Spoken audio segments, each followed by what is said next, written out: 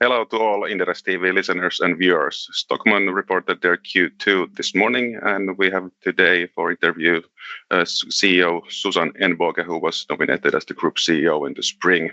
And I believe most, if not all, people following Stockmann know her quite well from the years she has headed Lindex, which she will also continue doing going forward. So welcome, Susanne. Thank you so much. Great to be here.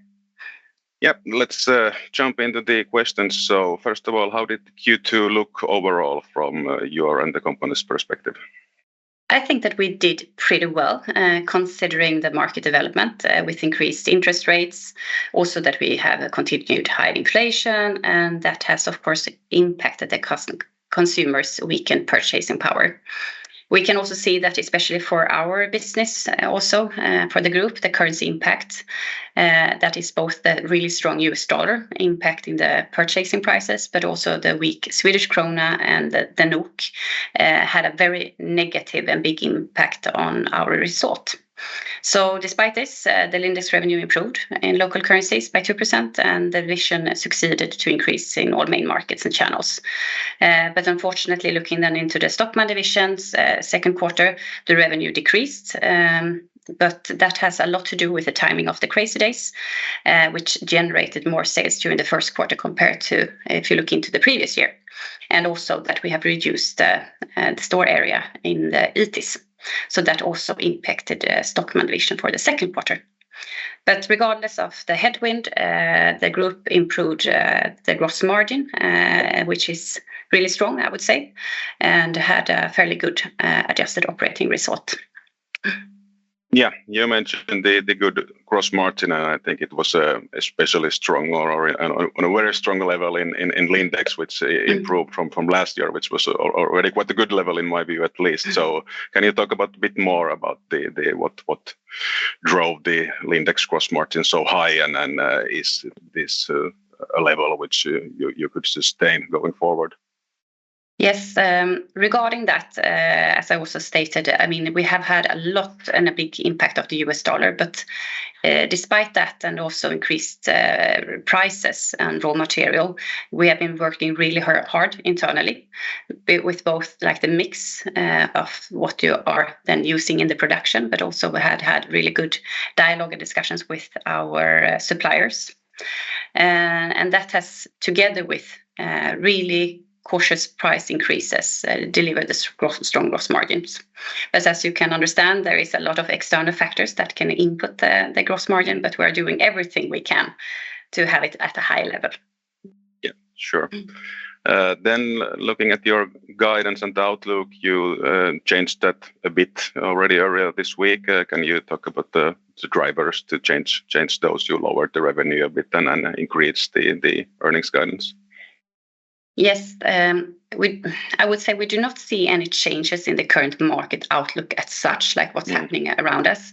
But what we have seen is that we have been able to improve the gross margin, as I stated before, and also that we have been really been delivering on the cost items as well, and been able to have those in a good level despite the inflation.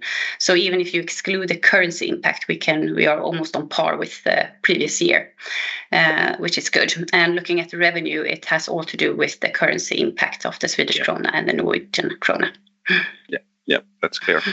Then jumping a bit more into the kind of general questions on the company and your new role as CEO. So first of all, you have commented already throughout this year, basically, that you have a strategy work ongoing. And Jari mentioned earlier that you are hoping to host a CMD still during this fall. So how does the CEO change impact those, and is kind of publishing those thoughts during this year still your plan?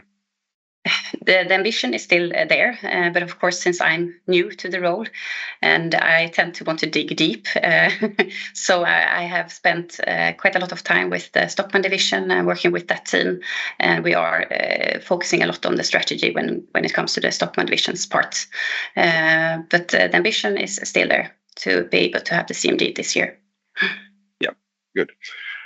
And then, like mentioned, you will continue on your role as Lindex CEO, and now take over, or have taken over also as the group CEO. So how do you think, or are planning to split your time between Lindex and the department store division going forward?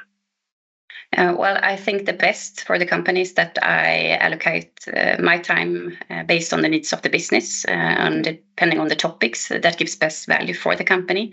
Of course, currently I need to put a lot of time into the Stockmann division because I need to learn and understand, and that takes time. And to also meet the markets and be where we have the business and visit those stores and department stores. But then again, I have really good colleagues around me, so it's those I will collaborate with and support also. So I think I will find a good way through this also. Yep, and finally, what's your key focus or key priority now as the group CEO for the remainder of this year or the near future? Well, I would say there are mainly three. Regarding Lindex, it's definitely about investing in the future to secure growth for 2023 and onwards. Regarding Stockmann, the priority one is to get out of the restructuring program. And at the same time, we need to improve sales and profitability. It's super clear. And last but not least, completing and finalizing the strategy for both divisions, so we can be very clear also to the market what we want to deliver. Yeah. That's very clear. Thank you, Susanne, for the interview. Thank you.